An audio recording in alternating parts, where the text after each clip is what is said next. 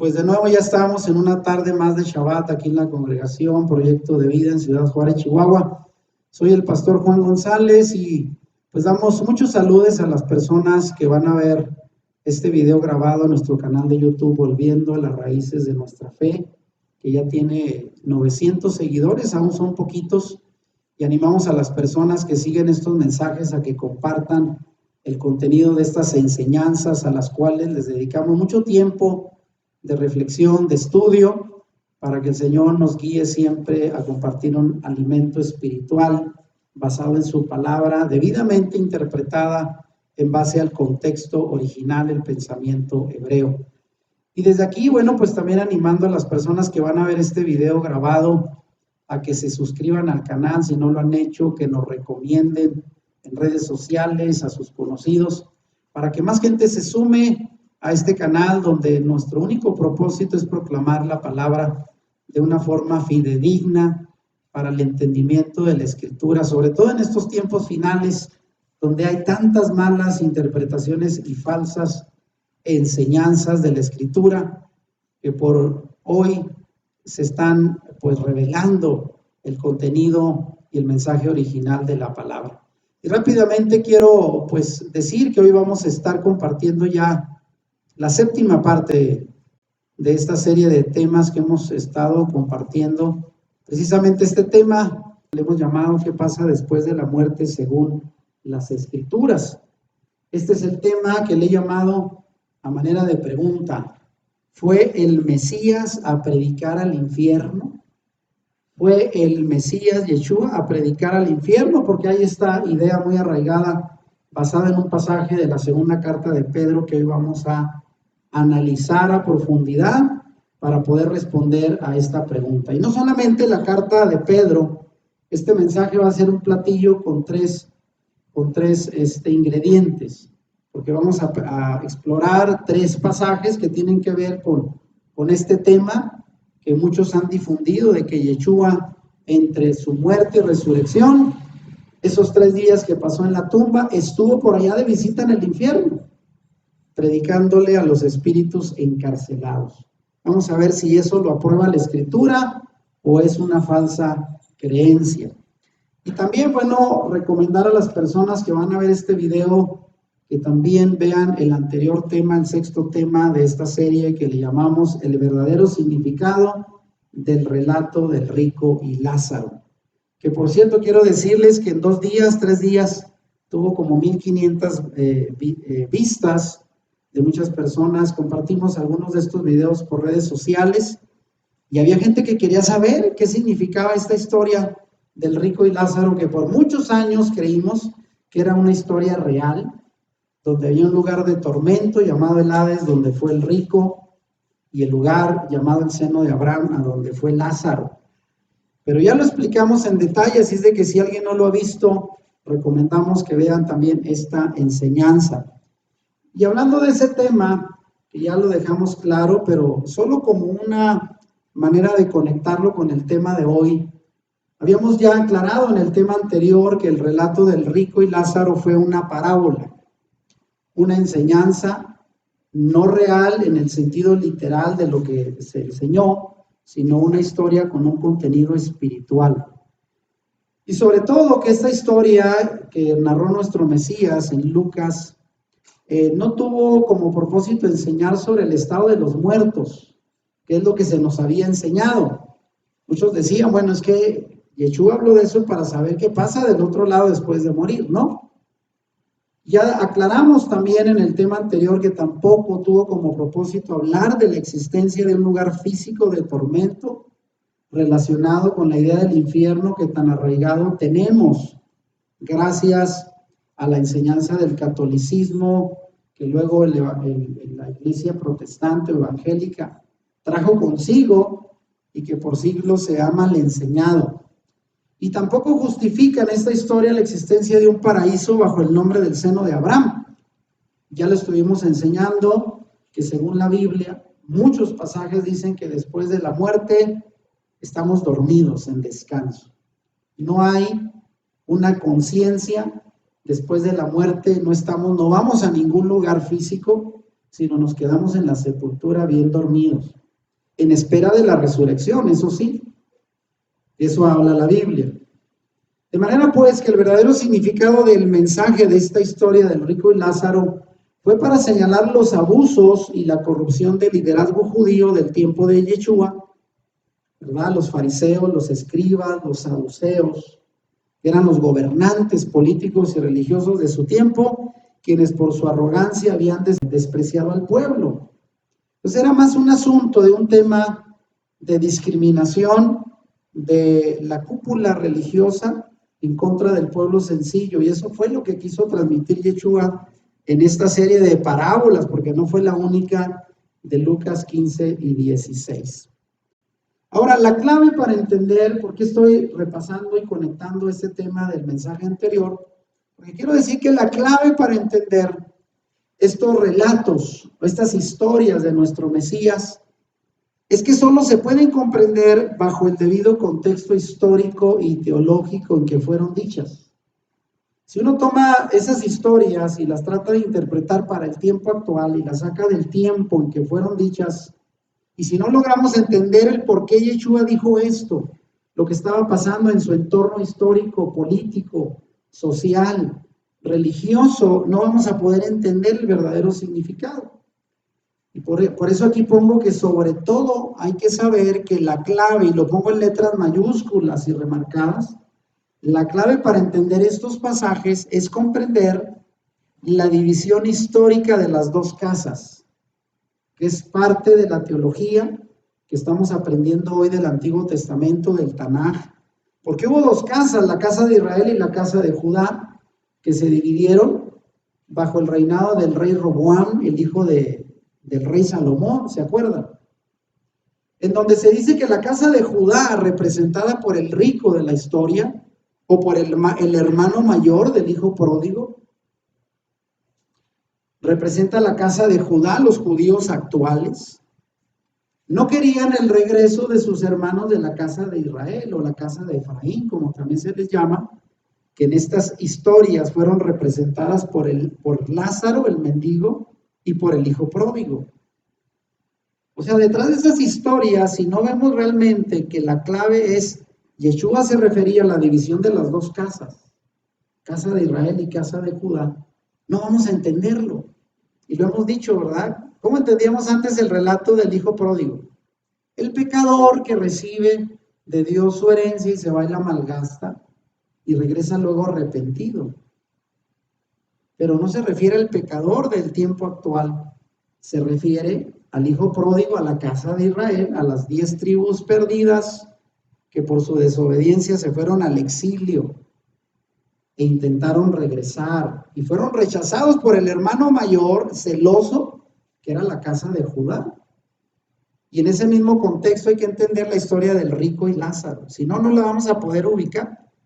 Y por cierto, hubo comentarios muy buenos sobre la predicación de algunos cristianos que dicen, pues suena muy lógico, dice, bajo esa perspectiva. Bueno, más que lógico, es lo correcto si lo interpretamos bajo el contexto correcto. Ahora vean, hablando de ese mismo tema, el anuncio de la futura unión de las dos casas, porque si bien es cierto, esas casas se dividieron, la casa de Israel y la casa de Judá, Adonai, el Señor, le dio a Ezequiel, el profeta Ezequiel, un mensaje de esperanza y prometió que unificaría la nación de Israel cuando ésta regresara a la tierra prometida. Porque los únicos que regresaron fue la casa de Judá, recuerden, del exilio en Babilonia, y las otras 10 tribus se perdieron.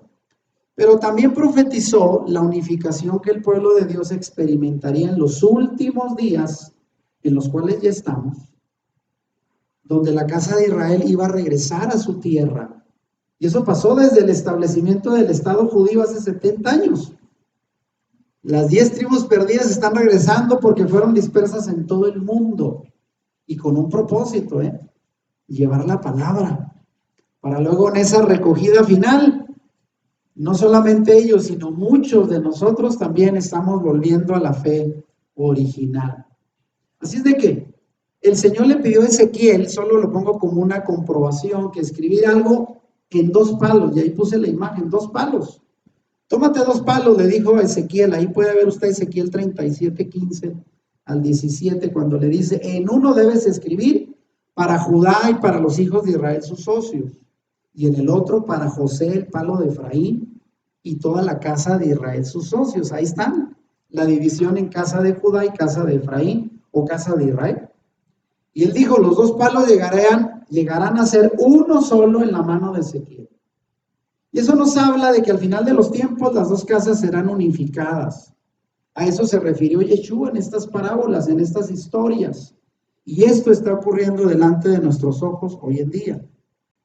Y esto nos lleva también a entender por qué Yeshua, dice la Escritura, que vino por las ovejas perdidas, que muchos habían malinterpretado que ahora somos los gentiles que venimos a sustituir a Israel en los planes de Dios.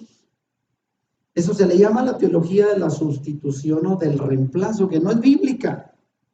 Y ahora entendemos por qué Yeshua definió su misión de venir por las ovejas perdidas de la casa de Israel. Así dice Mateo 15, 24. La casa de Israel, las 10 tribus perdidas. No se refería a los gentiles, no se refería a la iglesia, porque acabo de ver un video donde un cristiano debate con un judío para, según él, hacerle ver que ahora las ovejas perdidas, que ahora somos la iglesia los que venimos a tomar el lugar de Israel. Pues claro que el judío pues no le creyó, ¿verdad? Porque eso no está en la Biblia. ¿Y quiénes fueron la casa de Israel? Bueno, fueron aquellos dispersados entre las naciones y asimilados a sus respectivas culturas en el mundo, los descendientes de esas 10 tribus originales que ocupaban el reino del norte y que perdieron no solo su memoria y su identidad, sino que no volvieron como pueblo a la tierra de Israel hasta ahora apenas, después de casi 2000 años, que fueron esparcidos, o más de 2000 años, mejor dicho, porque ellos se fueron después de que los asirios se los llevaron en el siglo VIII antes de Yeshua. 2800 años casi tardaron en regresar y siguen regresando de todas partes del mundo. Entonces, para finalizar solo este comentario, Yeshua vino por las ovejas perdidas. Hoy aquellas 10 tribus esparcidas por el mundo y olvidadas en el tiempo, se les conoce como las ovejas perdidas de la casa de Israel. Y Dios, por medio de los profetas, los llama como la casa de Israel. Y va a haber muchos pasajes, ahí está Jeremías 5:11 y otros más. Y dice que les promete que no los dejará dispersos en el olvido y que sin importar cuán lejos hayan sido dispersados, Él ungirá a un elegido a quien le asignará la misión de ir a buscarlas. ¿Sabe usted quién fue? Yeshua. Y ahí está en Ezequiel 34. Hay una promesa de que las va a hacer regresar de nuevo a casa. Y ahora esas tribus perdidas están regresando a casa. Y con ellos muchos de nosotros que estamos siendo bendecidos y que nos consideramos parte de esa identidad israelita por la fe de Abraham y por la sangre de Yeshua, nuestro Mesías. Amén. Así es de que después de esta aclaración, para aquellos que quizás se quedaron con la idea de esta explicación que di en el tema pasado del rico y Lázaro, lo van a comprender ahora en su debido contexto. Ese es el significado y la interpretación real de la historia del rico y Lázaro. Y aquí rápidamente digo, vean, estas enseñanzas nos dan la oportunidad de volver al origen. Es tiempo, pongo aquí, de aclarar que el cristianismo ha tenido toda una historia de malinterpretaciones de pasajes de la Escritura, formando creencias y hasta doctrinas no bíblicas por ignorar el verdadero contexto hebreo que hay detrás de cada relato. Si nos diéramos cuenta que la Biblia viene de un contexto hebreo, con un pensamiento, con una historia detrás, y lo interpretáramos así, entenderíamos el propósito original de esas enseñanzas. Pero como las sacamos de contexto, y además por malas interpretaciones de la Biblia, llegamos a conclusiones falsas, muy erradas, muy distantes al mensaje original. Y ahora nosotros podemos rectificar, volviendo al pensamiento hebreo que estuvo siempre detrás de los mensajes de Yeshua y sus emisarios, o sus apóstoles, como le quiera llamar. quienes nunca abandonaron su fe, ni fue su propósito fundar otra religión fuera de su fe judía, ni fundar un pueblo llamado iglesia que vaya a sustituir a Israel dentro de los planes de Dios. Eso no ocurrió. Por eso el canal y nuestro lema en internet es volviendo a las raíces de nuestra fe. ¿Y dónde están esas raíces? En el pensamiento hebreo, en el pueblo de Israel. Porque de ahí nos viene la palabra y también tenemos que entenderla como ellos la entendieron al principio. Y eso es lo que estamos tratando de hacer. Ahora bien, entrando ya al pasaje, vean, vamos hoy a presentar 3 pasajes que de verdad les va a dar otra perspectiva de lo que es este tema. Vamos a dar un platillo con 3 ingredientes muy nutritivos de esta enseñanza. Y aquí pregunto, volviendo al tema de la enseñanza de hoy, enseña primera de Pedro 3:19 que Yeshua el Mesías predicó en el infierno. Y ahí puse, por cierto, una imagen, donde se ve Yeshua supuestamente predicando a los espíritus encarcelados del infierno, véanlo. Qué horrible, ¿no? Ahí según la temática de esta interpretación católica de este pasaje, Yeshua estuvo realmente entre su muerte y resurrección, en esos 3 días que estuvo en la tumba, se fue al infierno a predicar. ¿Cómo ven? ¿Usted cree eso? ¿Alguno de ustedes entendió así ese pasaje? Porque a mí sí me lo explicaron de esa manera, en el cristianismo. Porque a partir de este pasaje se intenta demostrar que Yeshua fue a predicar a los espíritus encarcelados en el inframundo o en el infierno. Pero la pregunta es, ¿será esto verdad? Interpretándolo en el debido contexto hebreo, vamos a explicarlo el día de hoy. Y invito a las personas que van a ver el mensaje grabado que se esperen hasta el final, porque hay mucho contenido que les va a sorprender en esta enseñanza. Ahora, entrando rápidamente, vean, ante esta pregunta, ¿enseña primera de Pedro 3:19 que Yeshua predicó en el infierno? Bueno, Pedro escribió en relación a los escritos de Pablo, en segunda de Pedro 3:16, dice, en todas sus cartas, refiriéndose a las cartas de Pablo, hay algunas cosas difíciles de entender. Él mismo dijo que a los indoctos e inconstantes tuercen para su propia perdición.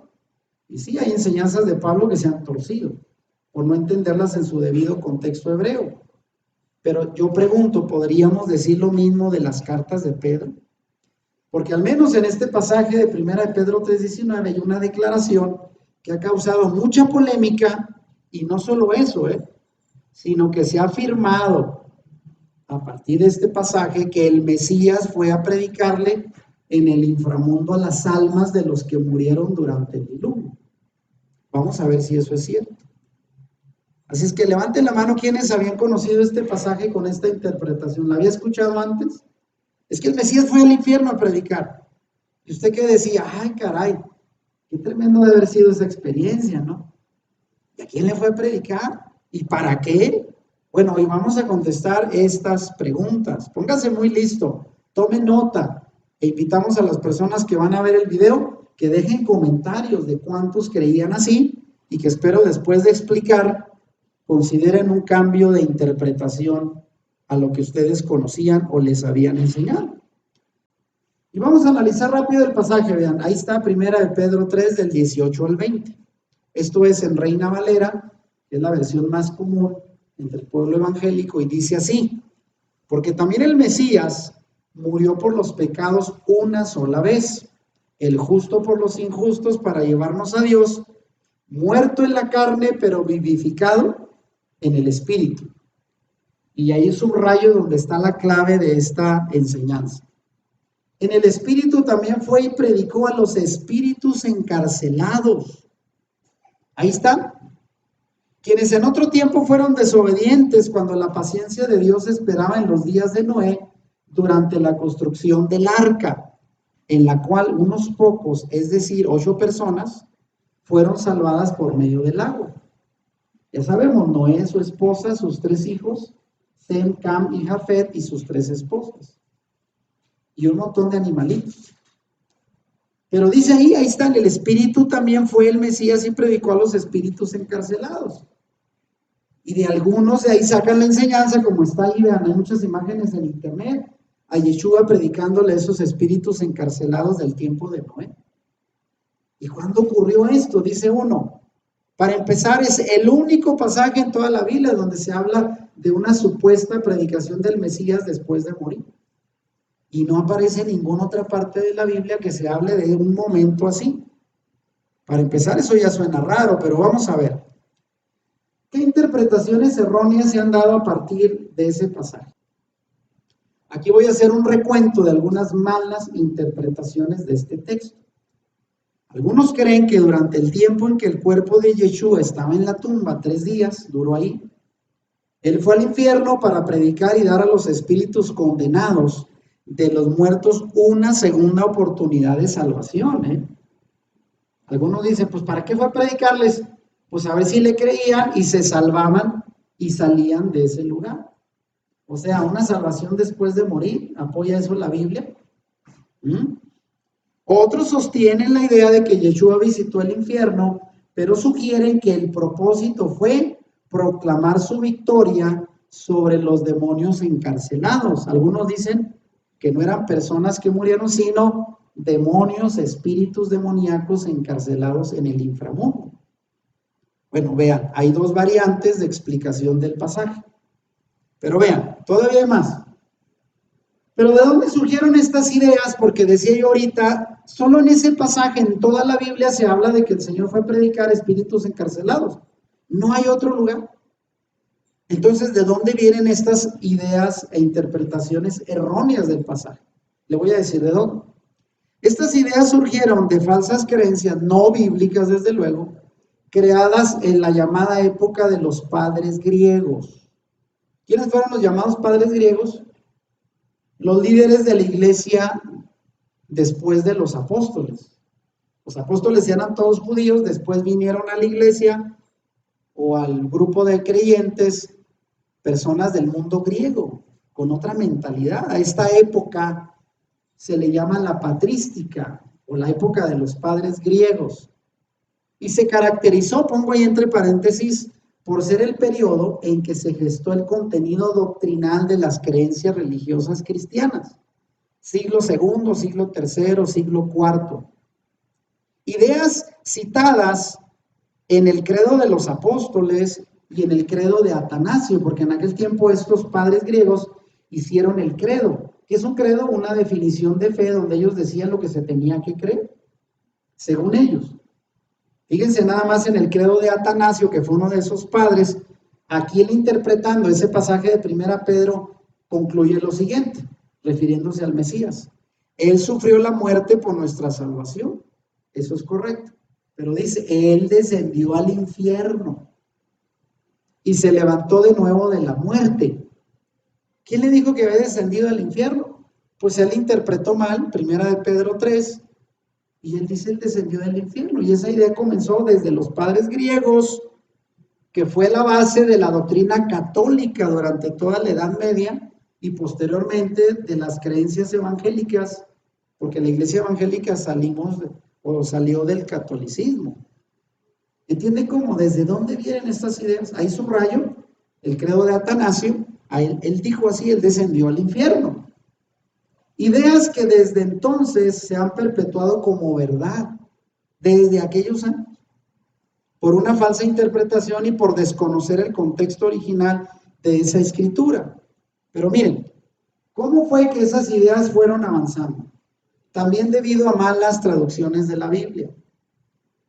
Dichas ideas, desde aquel tiempo no bíblicas, han sido perpetuadas con el tiempo debido a malas traducciones bíblicas que usan errónea y frecuentemente, por ejemplo, la palabra infierno para traducir el término griego original, que es la palabra Hades, lo cual yo ya expliqué en una enseñanza. Hay por lo menos 12 o 13 veces que en el Brit Hadashah o Nuevo Testamento aparece la palabra Hades o aparece la palabra Geinón o Geinán, que era el lugar del basurero, ¿se acuerdan? Fuera del muro sur de Jerusalén, donde se quemaba la basura. pero nunca aparece la palabra infierno, y en las traducciones, tanto en español como en inglés, le cambiaron infierno, nos hicieron creer esa idea, que en la Edad Media, bueno, no aparecía en la Biblia, sino el infierno de Dante, ¿no?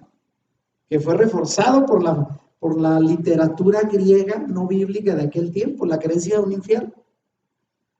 Entonces, el Hades era originalmente el sepulcro de los muertos, no era un lugar de tormento para los que morían después. Entonces, ejemplo de estas versiones que han interpretado mal esos términos son la Vulgata latina del IV siglo, que fue la base de la Biblia católica hasta hoy, y la Biblia del Oso de 1569, que fue la base de la Reina Valera, que es la más popular entre el cristianismo. Y ya en versiones más recientes, pues tenemos la Reina Valera actualizada, la nueva Biblia viva, la nueva versión internacional y la traducción del lenguaje actual, entre otras, todas hablan del término infierno. Entonces, también por malas traducciones, estas ideas fueron reafirmándose de manera errónea en las creencias de la iglesia. Vamos bien hasta aquí. Volviendo al pasaje, estas interpretaciones erróneas, vean. Otros creen que Yeshua fue al Hades, bueno, eso ya citan al Hades, ya no infierno, para dar una segunda oportunidad de salvación a la gente desobediente del tiempo de Noé. Porque dicen, bueno, si antes de Noé, pues obviamente no había un plan de salvación, Yeshua no había venido a morir. ¿Qué pasa con la gente del Antiguo Testamento? ¿Bajo qué criterios se van a salvar? Dicen ellos, ¿no? Pues si ya Yeshua murió, y murió no solo por todos los que pecaron y murieron después de él, sino los que vivieron antes, pues tuvo que irles a anunciar a aquellos pobres que estaban ahí esperando hasta que un Mesías viniera a redimir al mundo para sacarlos de ahí. Esa es la lógica. De manera similar, algunos afirman la visita de Yeshua al Hades, pero sugieren que la predicación de salvación fue dirigida a los hijos de Dios, y ahí pongo en otra letra, que para muchos son seres angélicos, seres que vienen de la unión de mujeres y ángeles, porque supuestamente, otra mala interpretación que voy a explicar en este mensaje, es que estos ángeles caídos cometieron fornicación con las hijas de los hombres en Génesis 6:2, que es el otro pasaje que voy a explicar. Entonces ellos dijeron, estos ángeles caídos llegaron, se enamoraron de las mujeres, las toman por esposas, y de ahí vienen estos supuestos hijos de Dios, de aquella generación de Noé. ¿Había escuchado usted eso también? Bueno, vamos a ver, porque todo esto está relacionado con esta enseñanza, ¿eh? Ahora, ¿qué pasó? Bueno, volviendo todavía a interpretaciones erróneas. Finalmente, otros creen, porque primero estoy presentando las interpretaciones erróneas.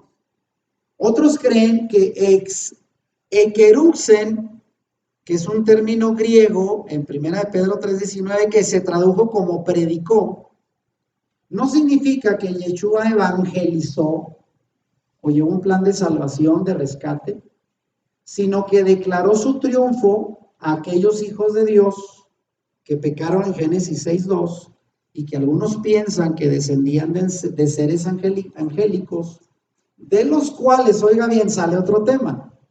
Según Génesis 6:2, de ahí, de esa unión de seres angélicos o ángeles caídos con mujeres, de hombres, de ahí nacieron los nefilim, o mal traducidos en nuestras Biblias como gigantes. ¿Ha escuchado usted hablar de los nefilim? Los gigantes de la antigüedad. ¿Existieron? Sí existieron, pero vamos a ver qué relación tiene Génesis 6:2 con el pasaje de 1 de Pedro. Entonces, estos temas los vamos a aclarar en esta enseñanza.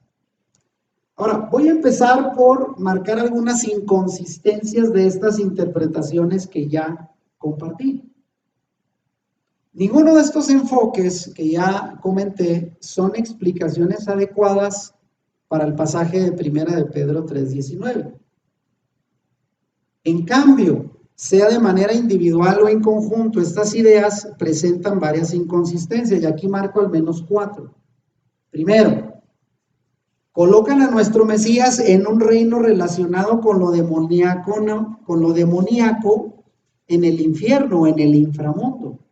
Y uno diría, ¿qué tendría que hacer nuestro Mesías allá en el infierno?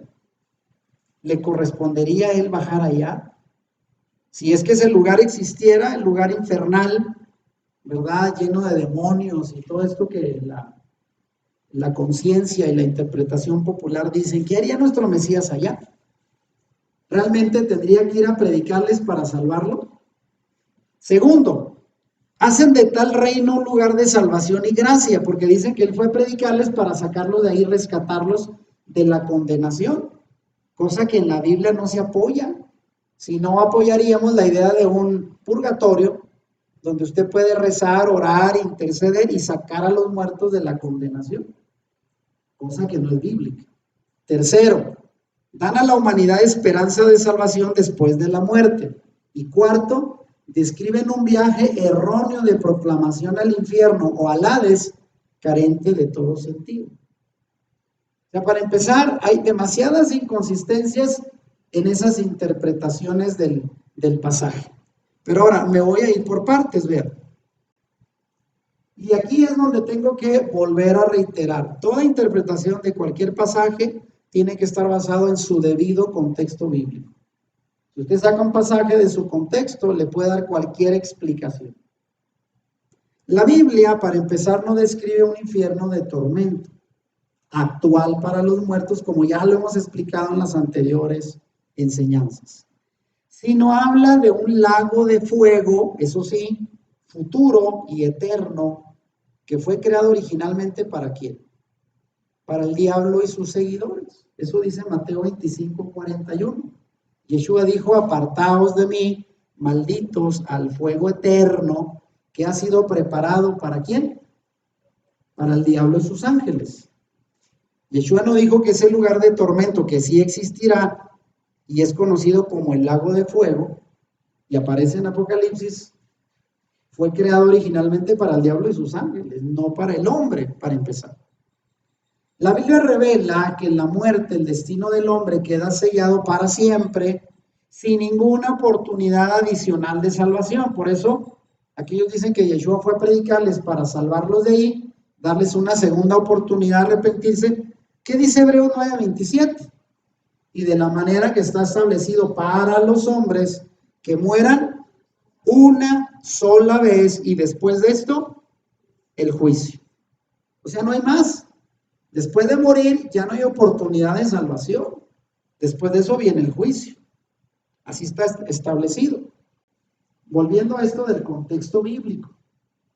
Estas verdades en conjunto con el contexto general de la Biblia son claves para interpretar bien el pasaje en discusión. O sea, tenemos que ver el contexto general para no sacar malas interpretaciones de ideas aisladas que la Biblia o el resto de la Biblia no apoya. Por lo que debemos de tener cuidado de no ignorar el contexto general de la Biblia sobre este tema de la muerte, para no incurrir en errores de interpretación que llevan luego a afirmaciones o supuestas doctrinas que no pueden ser respaldadas por el contexto general de la Biblia, como el caso del relato del rico y Lázaro. Ya lo explicábamos, ¿dónde más dice que exista un lugar real donde los muertos están conscientes, atormentados, o en el cielo? Solo en ese pasaje, no hay otro. Entonces no podemos apoyar en un solo pasaje en donde el resto de la Biblia contradice lo que supuestamente ese pasaje dice, porque ahí tomamos malas interpretaciones. A eso me refiero. Pongan atención en esto, vean. Vamos a ir por las preguntas, vean. ¿El Mesías fue y predicó a los espíritus encarcelados? Vamos a empezar con esto. Y lo voy a explicar en su debido contexto. Pedro, ¿acaso está diciendo en el versículo 19 de esa primera carta, capítulo 3, que en el espíritu, porque así dice literal el pasaje, en el espíritu fue y proclamó a los espíritus encarcelados? A ver, pero ¿cómo entendemos eso? Muchos interpretan que Pedro afirma que ya sea entre la muerte y la resurrección de Yeshua o después de ella, Yeshua emprendió una campaña de predicación en el inframundo. Esto es lo que venimos diciendo que se afirma a partir del pasaje. Y vean, esas fotos yo las saqué del internet, no las hice yo, donde se ve supuestamente Yeshua con esa túnica blanca descendiendo al inframundo, vean, allá al lugar del infierno, entre llamas, allá al fondo. ¡Wow! ¿Será realmente esto lo que quiso decir Pedro? Vamos a verlo. Y aquí pregunto, para empezar, ¿a qué espíritu se refiere? Bueno, en el verso 18, Pedro está hablando de la muerte y resurrección de Yeshua, el cual, dice él, fue muerto en la carne, es decir, murió como todo mortal en su humanidad, realmente murió, muerto en la carne, dice, y fue resucitado, y ahí utiliza la expresión vivificado en el espíritu, muerto en la carne, vivificado en el espíritu. Y aquí la pregunta, ¿a qué espíritu se refiere Pedro? Algunos lo interpretan como el alma humana de Yeshua, cosa que no es cierto. Pero al relacionar la resurrección de Yeshua, que es lo que viene hablando Pedro en el versículo 18, con el término el Espíritu, indica que Pedro se está refiriendo al Espíritu Santo. Porque incluso Pablo en Romanos 8 dice que el poder de la resurrección fue por el Espíritu Santo. Fue el que lo levantó de la tumba. De manera que Pedro parece más bien afirmar que Yeshua resucitó en el poder del Espíritu Santo. A eso se refiere. Según el contexto mismo de la escritura, cito Romanos 8 del 4 al 11, donde Pablo va en esa misma dirección al hablar de la resurrección de Yeshua. Él resucitó por el Espíritu Santo. Bien, fíjense cómo eso armoniza también con la misma carta de Pedro un par de capítulos antes. Esta idea armoniza con la declaración de primera de Pedro 1, 10 y 11, que indica que el espíritu del Mesías estaba en los profetas. ¿Qué dice ese pasaje? Fíjense. Los profetas que profetizaron de la gracia destinada a vosotros, inquirieron y diligentemente indagaron acerca de esta salvación, escudriñando qué persona y qué tiempo indicaba el espíritu del Mesías que estaba en ellos.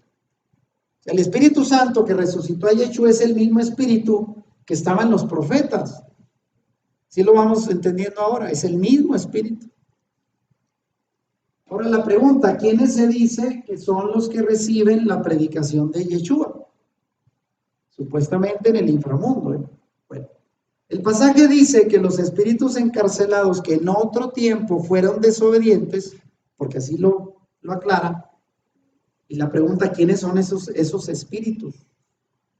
Según algunos, son las almas de los creyentes del Antiguo Testamento a quienes Yeshua supuestamente liberó del cautiverio y los llevó consigo al cielo. Esa explicación a mí me la dio una vez un pastor de otro pasaje que ahorita voy a explicar.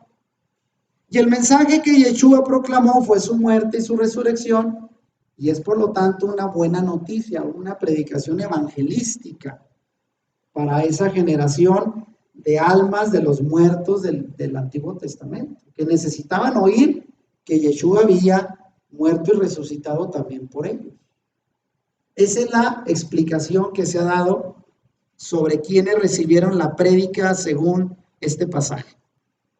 Refiriéndonos a eso, ¿quiénes fueron los que en realidad recibieron la prédica? Y ahí les va.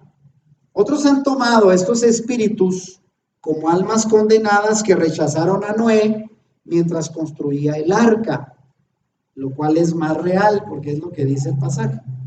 Para ellos, Yeshua está confirmando su condenación al proclamar su victoria sobre ellos y todos sus enemigos en su muerte y resurrección. Algunos intérpretes incluso han visto a Yeshua ofreciéndoles una oportunidad post-mortem, o sea, después de morir, de fe y arrepentimiento a estos espíritus encarcelados. Bueno, son las explicaciones que se dan. Y la pregunta es, ¿realmente Yeshua fue a predicarles? Estas interpretaciones tienen al menos una cosa en común. Ven a Yeshua haciendo, si no de manera corporal, porque alguien dirá, ¿y si fue al infierno, cómo fue? ¿En cuerpo, alma o en qué fue? Pero ellos dicen que fue de manera activa entre su muerte y sepultura y antes de su ascensión al cielo, al inframundo. Sin embargo, un problema con tales interpretaciones es que afirman una actividad de Yeshua que no aparece en ninguna parte de la Biblia, solo en ese pasaje. Y debemos ser cautelosos al afirmar o creer tales cosas sin un respaldo bíblico más claro de otros pasajes de la Escritura. Solo ahí aparece. Entonces, es la primera situación sospechosa de estas interpretaciones. ¿Qué inconsistencias hay de estas malas interpretaciones? Ahí las voy a enumerar rápido. Otro problema con tales interpretaciones surge de la descripción que hace Pedro de estos espíritus, como aquellos que en otro tiempo desobedecieron en los días de Noé durante la construcción del arca. Él dice de qué tiempo eran estos espíritus en el verso 20. Ahora la pregunta, ¿por qué Yeshua liberaría del cautiverio solo algunos santos del Antiguo Testamento? Solo los de la época de Noé, ¿por qué nada más a ellos? Si es la interpretación que se ha dado de que eran creyentes del Antiguo Testamento. ¿Y por qué Pedro describiría a los santos del Antiguo Testamento solo de esta manera, diciendo que eran de la época de Noé? Si en el Antiguo Testamento es desde el Génesis hasta Yeshua.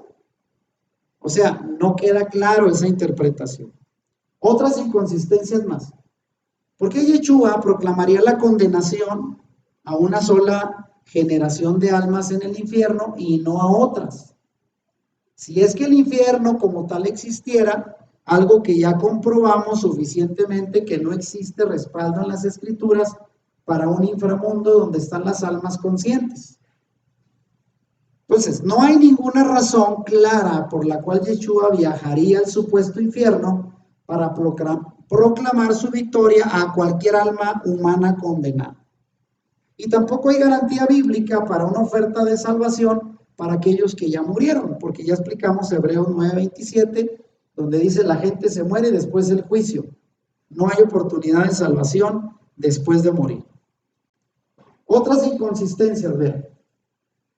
Aún otros han afirmado que estos espíritus son los llamados ángeles caídos o demonios sobre los cuales el Mesías triunfó en su resurrección.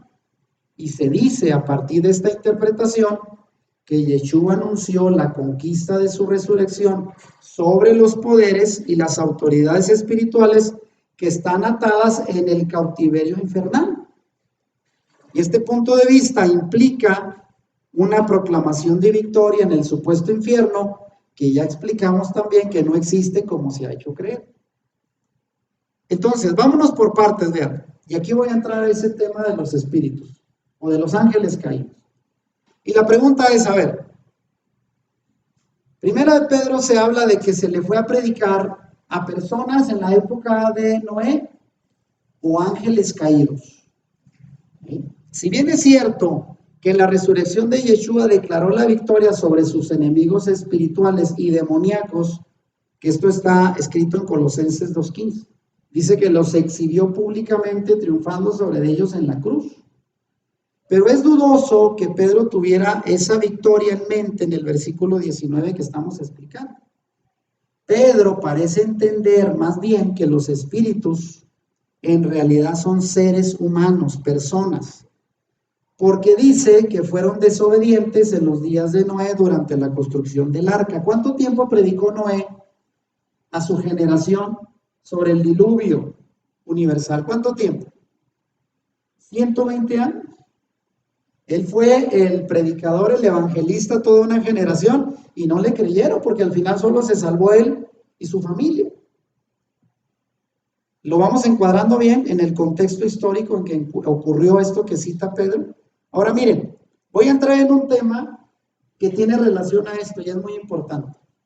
Pregunto, ¿fueron los descendientes de los ángeles caídos los gigantes que vivieron antes del diluvio y es a los que se refiere supuestamente el pasaje de Primera de Pedro 3:19? Porque aquí está hablando de que algunas interpretaciones dicen que eran ángeles caídos que están en el inframundo y que esos ángeles caídos estuvieron un día en la tierra y fueron los que se casaron con mujeres y de ahí vienen los nefilín, los gigantes. ¿Ha escuchado esa interpretación? Supongo. Pero fíjense, aquí lo vamos a revelar. ¿Ve? Y por eso pongo hombres o ángeles caídos. Para los que afirman que Yeshua fue y predicó a aquellos hijos de Dios, entre comillas, que pecaron en Génesis 6:2 y que se piensa que descendían de ángeles caídos, de los cuales nacieron los nefilim o gigantes, lo hacen bajo la creencia de que los ángeles pueden tomar forma humana, que sí es cierto, como los que visitaron a los patriarcas en la Abraham, su carpa, ¿se acuerdan? Eran como seres humanos, no dice que tuvieran alitas. Llegan ellos a interpretar, y quiero que lea Génesis 6:2, porque no lo puse aquí, porque suponía que era un pasaje conocido, pero si usted no lo ha leído, vaya conmigo a Génesis 6:2 y dice, vean, desde el verso 1, aconteció que cuando comenzaron los hombres a multiplicarse sobre la faz de la tierra y les nacieron hijas, verso 2, que viendo los hijos de Dios que las hijas de los hombres eran hermosas, tomaron para sí mujeres, escogiendo entre todas. Y algunos dicen que esos hijos de Dios eran los ángeles caídos que llegaron a la tierra y dijeron, ¡ah, qué hermosas mujeres! Y las agarraron y como esposas. Y vea lo que dice el verso 3, y dijo Yahweh, no contenderá mi espíritu con el hombre para siempre, porque ciertamente él es carne, mas serán sus días 120 años. Y el verso 4, por eso lo relacionan con gigantes, dice, había gigantes en la tierra en aquellos días, pero fíjense cómo dice, y también después de que se llegaron los hijos de Dios a las hijas de los hombres y les engendraron hijos. Estos fueron los valientes que desde la antigüedad fueron varones de renombre. Entonces ahí la teoría es que ángeles caídos visitaron la tierra, se meten con las mujeres y de ahí nacen los gigantes. Y lo hacen bajo esta creencia. Bueno, es que los ángeles pueden bajar y tomar el cuerpo, y según ellos, a partir de ahí hubo una corrupción genética.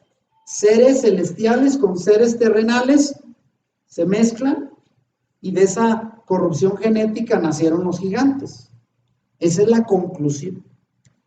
Pero esa idea la sacan de Job. Job 1:6 dice, refiriéndose a los hijos de Dios, porque dice, ¿quiénes son esos hijos de Dios? Un día vinieron a presentarse delante de Dios los hijos de Dios, y entre los cuales vino también Satanás. Pero oiga, sacar de este pasaje que Satanás también fue un hijo de Dios, o es un hijo de Dios, como que alguien dice, a ver, espera. Habla de los hijos de Dios, de entre los cuales vino Satanás. Y algunos queriendo comprobar que esos hijos de Dios se refiere a ángeles caídos como Satanás, son los mismos que hace referencia en Génesis 6:2 que se metieron con las mujeres. ¿Sí lo está entendiendo?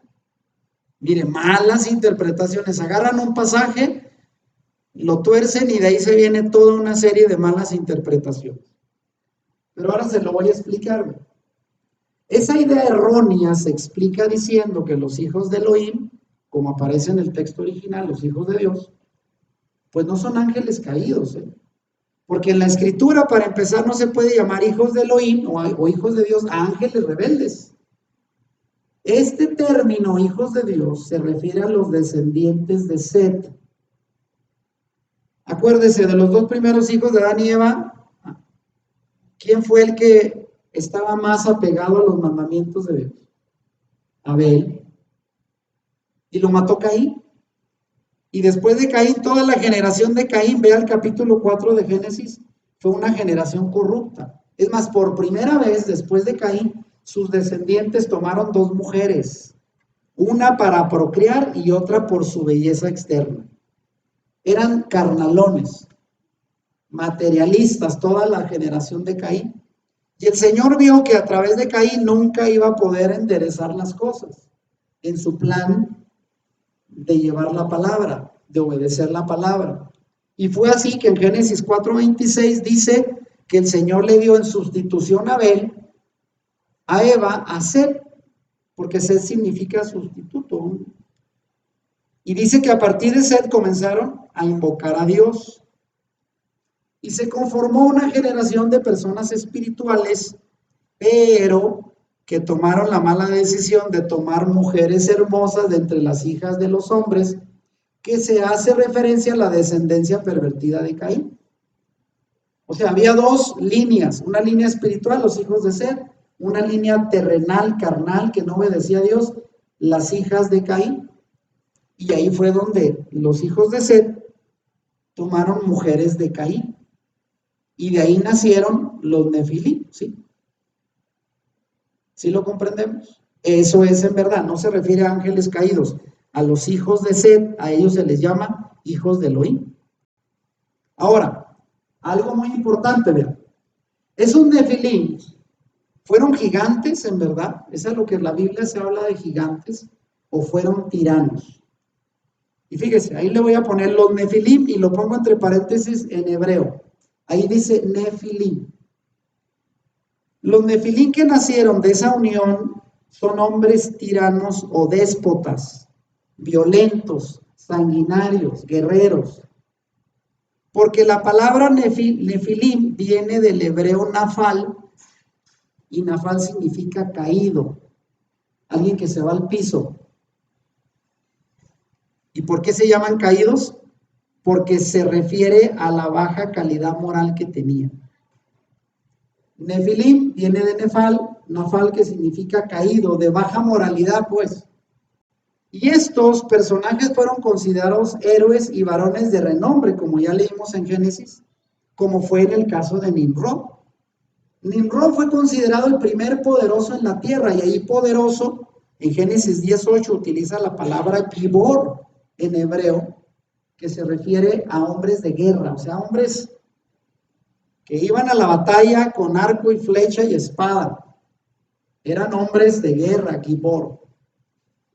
Entonces, a partir de aquella unión entre los hijos de Elohim y las hijas de los hombres, descendientes de Set y descendientes de Caín, la humanidad cae en una decadencia moral.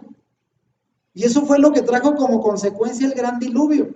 Porque dice la Biblia que Dios vio que la maldad comenzó a subir al corazón del hombre, y todo lo que hacían y pensaban era malo.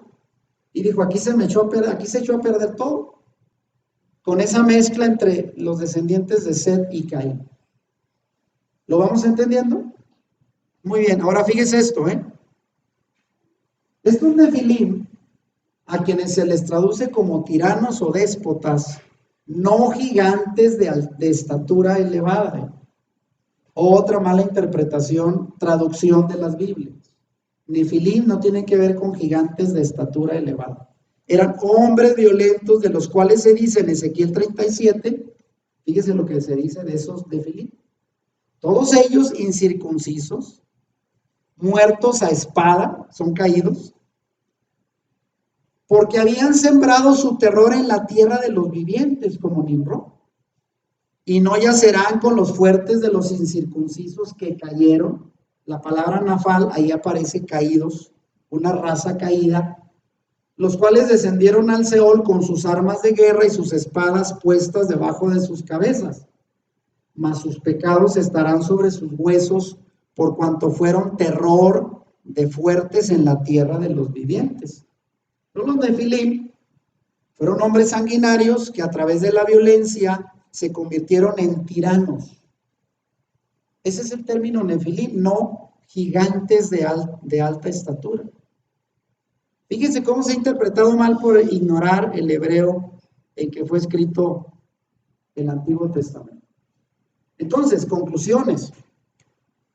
Los Nefilim que vivieron antes del diluvio no se refieren en la Biblia a personas de alta estatura como Goliat, que medía como 3 metros. En ese caso, la escritura, fíjese bien, usa otros términos hebreos para referirse a gigantes de estatura, como son los términos hebreos Ish Madin, Anashemidot o el gentilicio Refaitas. Los Refaitas son los que provenían de la región de Refaim, que eran gigantes de estatura. Entonces, cuando en la Biblia se refiere a gigantes de estatura, usa esos términos hebreos, no Nefilim. Es por ello una idea sin fundamento bíblico que de la unión de los hijos de Elohim, descendientes de Set, y las hijas de los hombres, descendientes de Caín, haya venido una raza de gigante con corrupción genética. ¿Qué es lo que se ha dicho? Malamente. Se refiere más bien a personajes violentos que sembraron el terror en la tierra antes del gran diluvio. Nefilim son hombres violentos, déspotas, que sembraron el terror en aquel tiempo, no eran hombres de alta estatura. ¿Vamos bien hasta aquí? ¿Qué dice Números 13 del 32 al 33? Cuando el Señor mandó a explorar las tierras, ¿verdad? Antes de conquistarlas por medio de Josué, los mandó para ver quiénes estaban de allá en las tierras a donde iban a tomar posesión. Y fíjense cuál fue el reporte, y pongan mucha atención. Su reporte fue este: y hablaron mal entre los hijos de Israel de la tierra que habían reconocido, diciendo: la tierra por donde pasamos para reconocerla es tierra que traga a sus moradores. Y todo el pueblo que vimos en medio de ella son hombres de gran estatura. Y ahí utilizan hebreo. Usted vaya al hebreo y dice Aneshe Midot. Hombres de gran estatura. Y fíjese lo que parece raro. También vimos ahí gigantes. Y uno dice, ¿para qué tendría que repetir dos veces hombres de gran estatura y también vimos gigantes? Pues que no es lo mismo. Pero ahí en gigantes utilizan Nefilim. Entonces Nefilim no tiene que ver con la estatura, eran hombres arrogantes, hombres déspotas, hombres violentos, sanguinarios, terroristas, si quiere llámele. Esos eran los Nefilim, no hombres de altura. Si no, no diría dos veces hombres de gran estatura y gigantes. ¿Sí lo entiende? Hombres de gran estatura es Aneshemidot, sí, hombres altos, y Nefilim, que no tiene que ver con gigantes. Ahí está mal traducido. Y luego dice, hijos de Anac, raza de los gigantes. Y usted va al hebreo y nunca dice raza. Solo dice, eran Nefilim. Entonces, nos da la idea de que había toda una raza desde el tiempo de Noé, que venía de los ángeles caídos y las mujeres, que eran los Nefilim. Mala interpretación. Y dice, termina diciendo el pasaje, y éramos nosotros a nuestro parecer como langostas. Así les parecíamos a ellos. Entonces, una cosa es hablar de hombres de estatura elevada, para lo cual utiliza el término hebreo Aneshemido, y otra de hombres tiranos de moralidad caída, violentos, Nefilim. Entonces, Nefilim no tiene que ver con hombres de altura. Y en conclusión, vean, esto. ¿Y por qué vino entonces el diluvio? Pues vámonos a Génesis 6 del 11 al 13, porque ahí explica por qué vino el diluvio. Y se corrompió, y voy a poner entre paréntesis las palabras hebreas, a ver si le da una clave. Y se corrompió, y ahí utiliza la palabra hebrea tishahat. Ahí está en hebreo. La tierra delante de Dios, y estaba la tierra llena de violencia, y la palabra violencia es jamás. ¿Le dice algo eso? Jamás.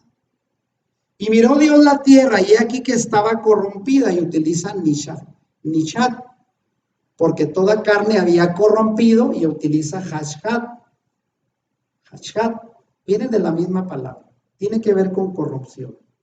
Su camino sobre la tierra. Dijo pues Dios a Noé, he decidido el fin de todo ser, porque la tierra está llena de violencia, está llena de jamás. A causa de ellos, y aquí que yo los destruiré con la tierra. O sea, es la violencia y la corrupción. Entonces, el diluvio no vino por culpa ni de ángeles caídos, ni por corrupción genética, fue por corrupción de los hombres. Y la palabra corrupción en hebreo es shahat. Y vino también no solo por corrupción, sino por violencia, robo y crueldad de los hombres, lo cual utiliza la palabra jamás. ¿Alguien dice, será casual o es algo profético? Diga cómo se llama el grupo terrorista con quien están ahorita luchando Israel. Jamás. Y eso en hebreo significa violencia, robo y crueldad. Y ya existía desde la época de Noé, por eso vino el juicio del diluvio. ¿Cómo irá a terminar esta guerra? Pues igual con otro juicio. Y vean lo que dice la Biblia, jamás. Ahora, volviendo al pasaje, ¿cuál es la mejor interpretación? ¿Fue el Mesías o Noé quien predicó aquel grupo de personas? ¿Fue Noé o fue el Mesías? Bien, vamos a explicarlo. La mejor interpretación, la correcta, es la siguiente. Hay otra forma mejor de interpretar las palabras de Pedro en el pasaje que hemos analizado, que evita estas inconsistencias y da cuenta del contexto de estos versículos dentro del argumento de Pedro y de toda la escritura. El que hace la proclamación del versículo 19 no es Yeshua, en persona resucitado, como se ha hecho creer que fue al inframundo. Sin duda, es Yeshua quien predica, porque así lo dice Pedro, pero predica en el Espíritu Santo. Y el momento de esta proclamación no fue durante el espacio entre su muerte y su resurrección, sino fue durante la propia vida de Noé. Eso es la explicación a la que hace alusión Pedro. Y fíjense, lo voy a explicar con más detalle. Entonces, ¿qué está diciendo Pedro en el pasaje? Está diciendo que Noé, en el curso de la construcción del arca, porque así hace referencia, dio testimonio del juicio venidero de Dios. ¿Y cómo lo respaldamos? Él era el predicador de justicia, como dice el mismo Pedro en 2 de Pedro 2:5. Él era el profeta que por 120 años estuvo proclamando el juicio del diluvio. Entonces Noé predicó en el espíritu, en el poder del Espíritu Santo, el espíritu a quien Pedro llamó anteriormente el espíritu del Mesías, en 1 de Pedro 1:11. Pero los hombres y mujeres de aquella generación de Noé, a pesar de la paciencia de Dios de predicarle 120 años, al retrasar el juicio desecharon esa proclamación. Entonces es una forma de decir, Yeshua estuvo ya predicando con el mismo espíritu que él lo resucitó de los muertos, pero a través de Noé, a la generación antes del diluvio. Porque al final es el mismo espíritu que habla por medio de los profetas, el que estuvo en Yeshua, el que estuvo en Noé. Con ese mismo espíritu proclamó durante 120 años, ya Noé se le llama predicador de justicia. Entonces, en conclusión, Pedro escribió que el Mesías al resucitar fue vivificado en espíritu, o sea, por el Espíritu Santo, verso 18, en el cual, es decir, en tal espíritu, fue y predicó a los espíritus encarcelados, verso 19.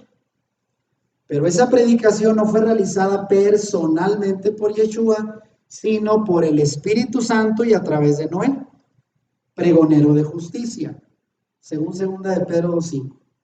De la misma manera que Yeshua en el Espíritu y a través de la predicación apostólica anunció las buenas nuevas de paz a los efesios. Si usted va a Efesios 2:17, dice que el Mesías anunció las buenas noticias de paz a los efesios. Pero ¿cuándo fue que Yeshua a predicar a la ciudad de Éfeso? Pues lo hizo a través de los apóstoles. Entonces es muy fácil para en aquel tiempo decir como si Yeshua fuera en persona, pero lo hizo a través de los apóstoles, lo hizo a través de Noé en aquella generación. Ese es el verdadero significado del pasaje.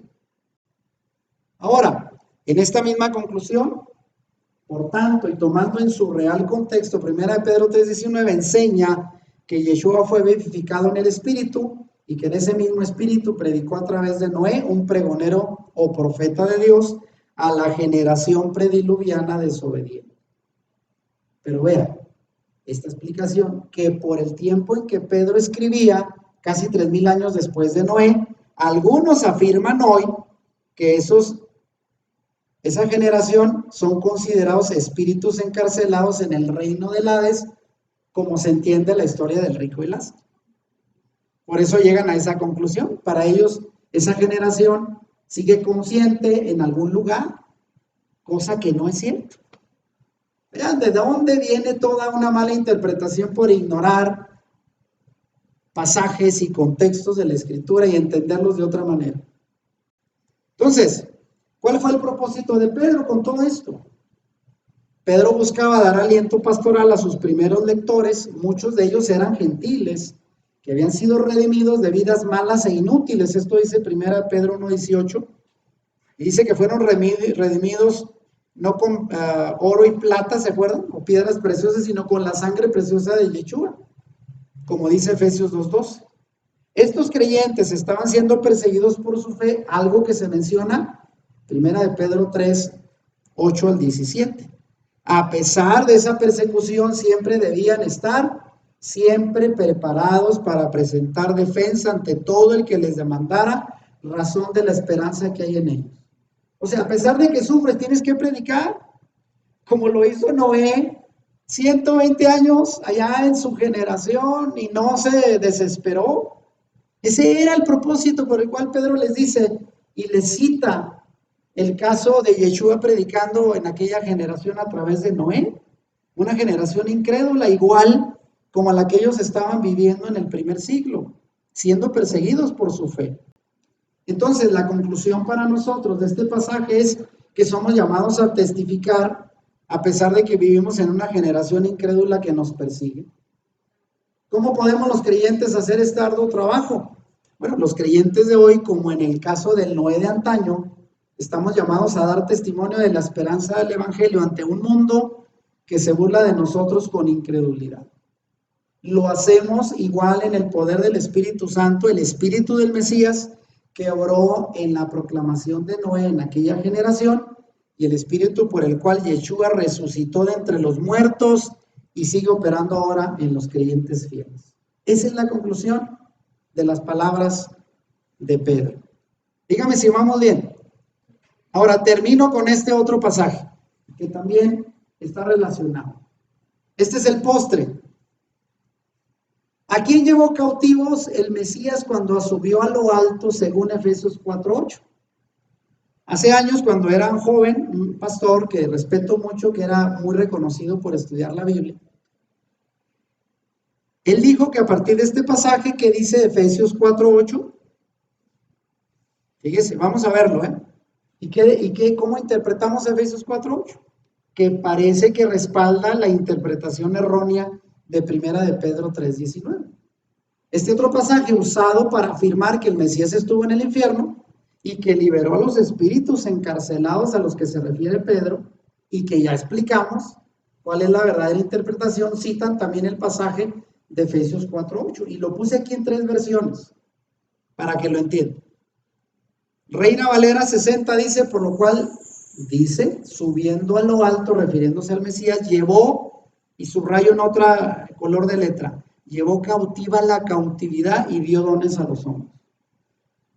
Y luego visto en la Biblia latinoamericana para hispanos, creo que es el nombre de esta versión, dice, al subir a lo alto, llevó consigo prisioneros y repartió dones a los seres humanos.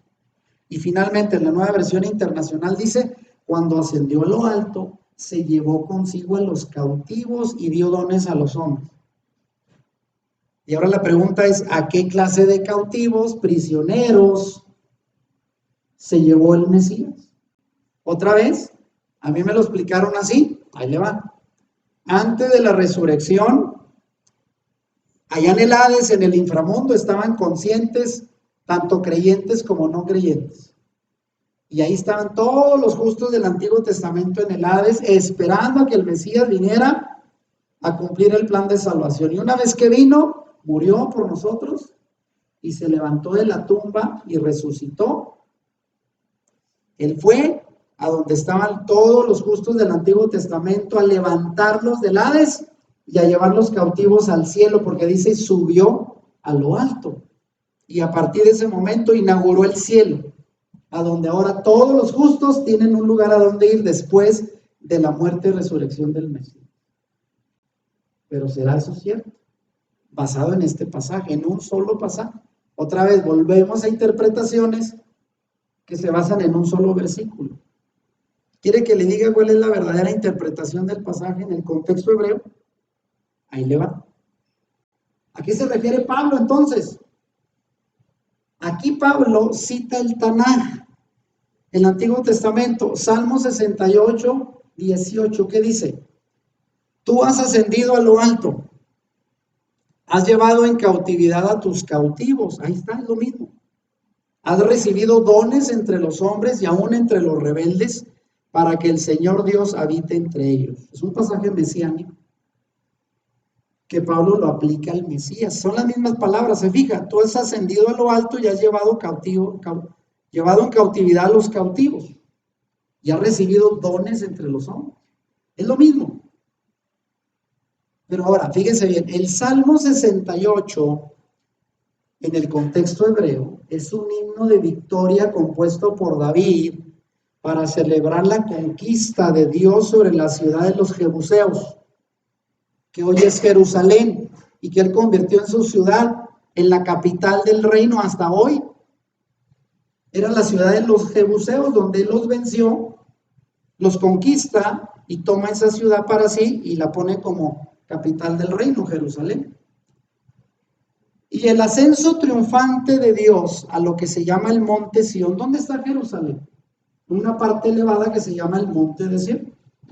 Vea usted segunda de Samuel, capítulo 6 y 7, primera de Crónicas 13, y habla de esa victoria del rey David sobre los jebuseos.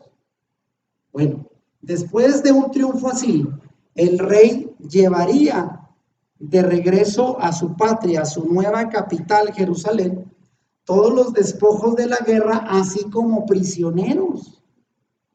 ¿Lo entienden? Prisioneros de la guerra en el tiempo de David. A eso se refiere el Salmo 68. Ahora fíjese, ¿y cuándo ascendió a lo alto Yeshua? Bueno, Pablo cita de nuevo el Salmo 68 para mostrar cómo Yeshua recibió el derecho para conferir dones espirituales. Y fíjense lo que dice. Efesios 4:7 respalda esa idea cuando dice, pero a cada uno de nosotros se nos ha concedido la gracia conforme a la medida del don del Mesías. ¿Quién da los dones? ¿Quién da los regalos? De ahí viene la palabra don, el Mesías. Entonces Pablo ve a Yeshua regresando de su batalla terrenal y subiendo a la ciudad celestial con los trofeos de su victoria en el Calvario, lo mismo que hizo David cuando conquistó la ciudad de los Jebuseos, Jerusalén, y era costumbre en la época de la guerra llevar un botín y llevar enemigos encarcelados. Y entraban a las ciudades, vea cómo era en la época antigua, entraban a las ciudades victoriosas sobre caballos y los ejércitos trayendo el botín de la guerra. A eso se refiere el Salmo 68 que está citando Pablo en el pasaje. ¿Qué dice Hechos 2:32 al 33 hablando del botín que entregó Yeshua? Cuando él resucitó, ¿qué entregó? Pues dones. Y dice, a este Yeshua resucitó Dios, de lo cual todos nosotros somos testigos, dice Pedro.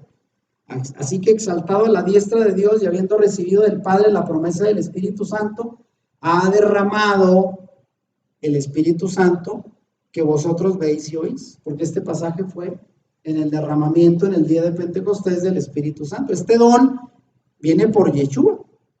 ¿Y a quién se llevó cautivos? Bueno, según el Salmo 68:18, se trata de los enemigos que fueron hechos cautivos por el rey David en aquel momento histórico al que cita el Salmo 68.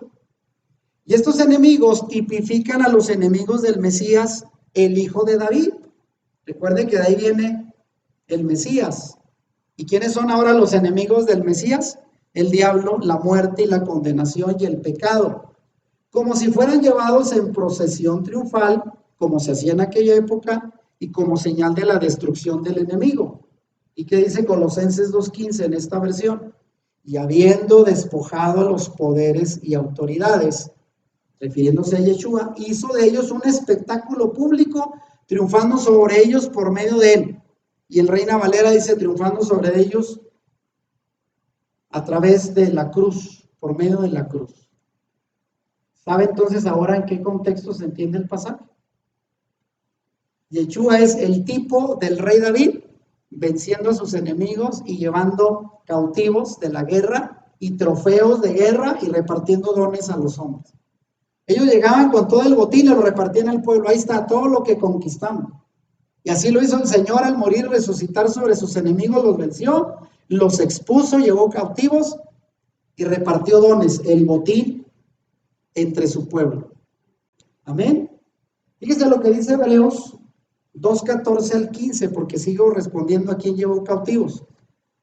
Así que por cuanto los hijos participan de carne y sangre, él, refiriéndose al Mesías, igualmente participó también de lo mismo, para anular mediante la muerte el poder de aquel que tenía el poder de la muerte, es decir, el diablo, y librar, ahí está, subrayado, y librar a los que por el temor a la muerte estaban sujetos a esclavitud durante toda la vida. Pues a través de la muerte y resurrección de Yeshua, conquistó a sus enemigos y liberó triunfante a todos aquellos que habían sido pecadores y prisioneros de Satanás.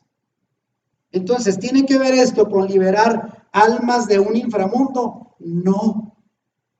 Tiene que ver con el triunfo de Yeshua a través de su muerte y resurrección, llevándose hacia arriba a todos los que estábamos cautivos en el pecado, porque al vencer al enemigo lo despoja de todo, incluyendo aquellos que nos tenían encadenados. A eso se refiere el pasaje. Y ahí terminamos con esto, ¿verdad? Entonces, dio dones a los hombres. En el Salmo 68, 18 dice, ha recibido dones entre los hombres. Tal como dice en hebreo, evoca la imagen del conquistador que reparte en señal de su triunfo los despojos de la guerra del enemigo, como los regalos entre su pueblo. Así de Yeshua distribuye el botín, el reparto de los dones del Espíritu que dependían de su ascensión triunfal. Porque ¿qué dice Juan 7:39? Recuerda cuando él llama a los que creen en él a tomar del agua de vida, él dice, pero él decía esto del Espíritu, que los que habían creído en él habían de recibir. ¿Y por qué todavía no lo recibían? Porque el Espíritu no había sido dado todavía, pues Yeshua aún no había sido glorificado. Cuando Yeshua fue glorificado y ascendió, luego vino el Espíritu Santo como dones sobre todos los creyentes. Él tuvo que subir para dejar caer los dones sobre su pueblo. A eso se refiere el pasaje. Y termino con esto, vean. Después de estos tres pasajes, que finalmente se aclaran bajo el contexto hebreo, pongo aquí.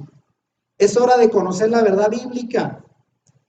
Si en verdad quieres conocer la verdad de las Escrituras, y este mensaje va para todos, incluyendo los que van a ver el video grabado, es tiempo que deseches las muchas ideas preconcebidas sobre la muerte y el infierno y otros muchos temas. Ideas distorsionadas por creencias que hemos heredado del paganismo y que por malas traducciones también se han desviado por siglos la mente de la verdad bíblica de los creyentes. Y termino con esta pregunta, a ver, ¿quieres conocer el verdadero destino final de los incrédulos? Que ya descartamos no es un infierno de tormento. ¿A dónde van a ir? ¿Se ha preguntado?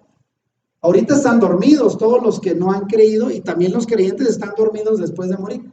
Pero ¿qué va a pasar con los incrédulos después de resucitar? Eso es importante, según la Biblia, no todas las ideas preconcebidas paganas que traíamos y que no están de acuerdo a la Escritura.